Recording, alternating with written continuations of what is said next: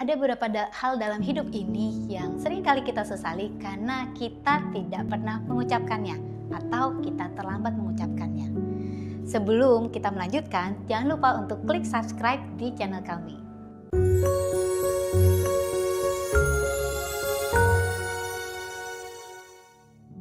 Halo sahabat Teta Omega, my Teta family, welcome back di segmen Bite of Wisdom hari ini. Ada beberapa kalimat yang seringkali orang mengurungkan diri untuk mengatakannya, tetapi yang kemudian hari menyesal tidak pernah dikatakan. Kalimat yang pertama adalah kalimat I love you. Berapa banyak dan berapa seringnya kita mengatakan kepada orang yang kita kasihi betapa kita mencintai dia.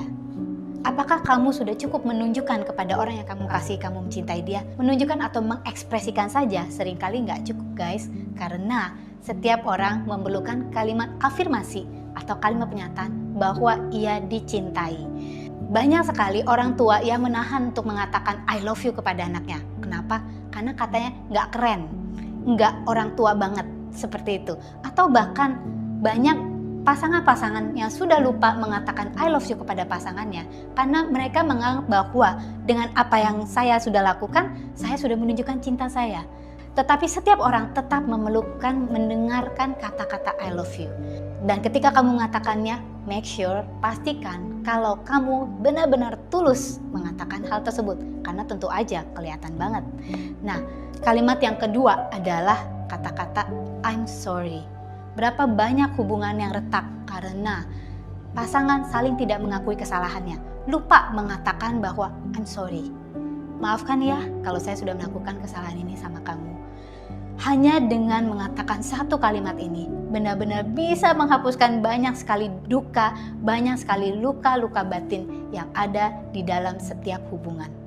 Jangan lupa untuk mengatakan I'm sorry. Bahkan kalau kamu adalah seseorang yang lebih superior, misalnya sebagai seorang tua, apa salahnya kalau kita salah, kita juga mengatakan kepada anak kita, I'm sorry ya, maafkan mama sudah menyakiti hati kamu. Maafkan papa sudah mengatakan sesuatu yang tidak berkenan untuk kamu. Apa salahnya kamu sebagai seorang suami mengatakan, I'm sorry, saya ngaku kalau saya salah. Maafkan saya ya, dan katakan itu dengan sungguh-sungguh dan dengan tulus. Kalimat yang ketiga adalah kalimat saya memaafkan kamu.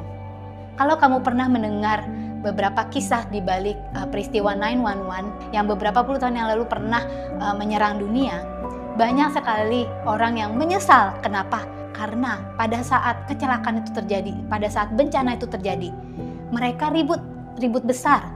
Tetapi sebenarnya mereka sudah saling memaafkan, atau setidaknya orang hidup ini sudah memaafkan.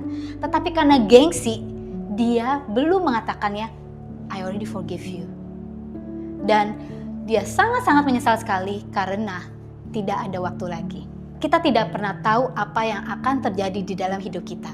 Kita tidak akan pernah tahu kapan kita akan bisa terus bersama orang ini dan kapan waktunya kita berpisah.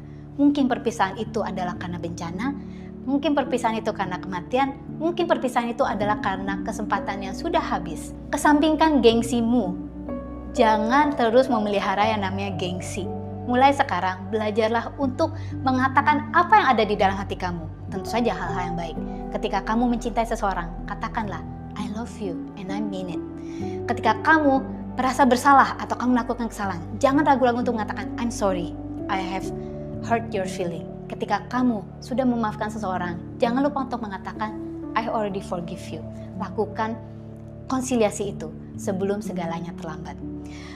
Nah, kalau kamu ingin mengatakan hal-hal tersebut, kalau bisa, don't text. Karena kualitasnya berbeda. Kalau kamu mengatakan sesuatu lewat texting, tidak ada ekspresi. Kalau kamu menelpon, ini lebih baik daripada texting. Tetapi, orang tersebut tidak melihat kesungguhan hatimu. Tetapi, ketika harus mengatakan hal-hal tersebut, lakukan dengan memandang muka orang tersebut, memandang orang yang kamu kasihi, memandang orang yang ingin kamu jaga perasaannya tersebut, dan pandang langsung ke matanya, straight to the eyes, and then say, I love you. Walaupun kamu punya resiko ditolak. Walaupun kamu punya resiko dikatakan, ih kamu gila ya, lagi kesambet apa papi tau ngomong I love you. Karena udah bertahun-tahun gak pernah ngomong. Katakan, I'm sorry. Walaupun kamu dengan resiko, gila gengsi gue turun nih. Tetapi sebenarnya Orang yang paling pemberani adalah orang yang berani mengakui kesalahannya. Dan juga, I already forgive you. Memberikan maaf itu juga merupakan satu wujud keberanian kita yang terbesar. Jadi jangan lupa untuk mempraktekkan ini di rumah dengan siapapun, dengan orang-orang yang kamu kasih, dengan orang-orang yang kamu pedulikan. Saya dengan Angelica Rial Savio, don't forget to live extraordinary and live your life to the fullest.